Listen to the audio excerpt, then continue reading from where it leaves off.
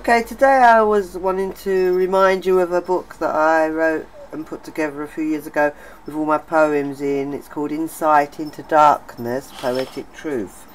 I published it, put it on Amazon. I don't live in Southwick. Whenever I'm anywhere, everything tells me I'm everywhere else. I mean, today it was saying, when I went in LinkedIn, it said I was like up north. Today I'm in Southwick, apparently I'm not. So anyway, this is the book, and the poem I've chosen to you today is called Promised Freedom for Selling Your Soul, because it's a big topic. It's the music industry, and basically if you sell your soul you can become a star. If you refuse to sell your soul, then you get punished. And my ex that I was with, went for a long history with, she was a singer on the circuit, but they kept pestering her to sell her soul and she wouldn't sell it. So when you don't sell it, they punish you in every way that works for you.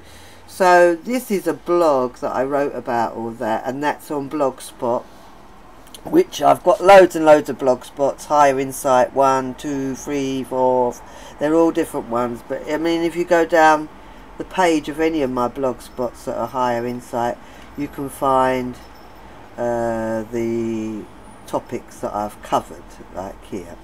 So today we're covering her and her, well, the poem that I wrote related to all that, because it's a bit sickening what they use women for and how they use them in the music industry if they want to be successful. So this is the blog on breeding programming, but the poem, well, I'll read it. So it's called Promised Freedom for Selling Your Soul. My wife never sold her soul to keep her place in rock and roll. Even through mind control, MK'd up, she still said no.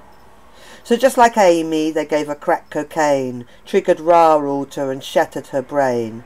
Left confused, she looked insane, told you'll never sing again.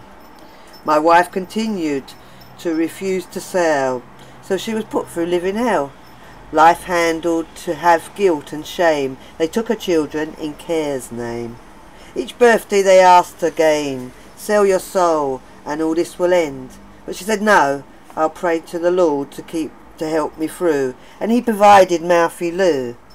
But she was programmed Russian doll, solving problems is her goal. But they consented to Mouthy Lou, 'cause she was being trouble too. She had set up on her own and didn't heed to a tap phone.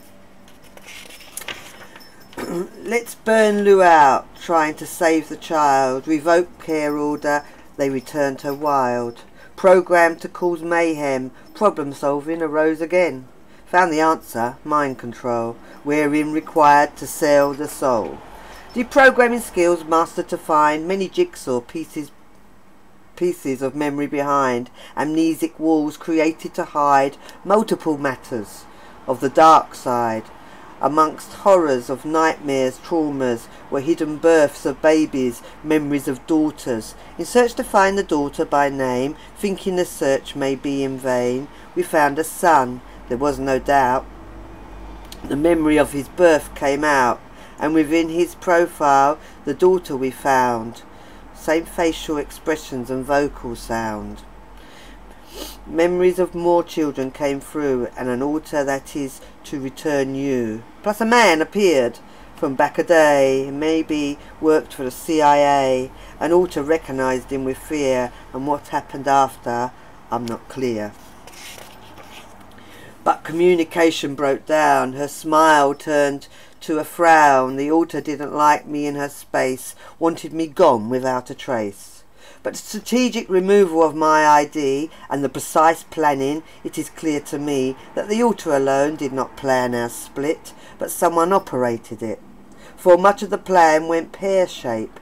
The plan was to control me with red tape, but I just drove away, left all behind, no answer to the action I could find. So only time will bring to light how many have to fight against hidden slavery, where they ask for your soul to set you free. So that was that poem. There's loads of dark poems. I mean, they are dark. There's some on here But as I say, this blog is about how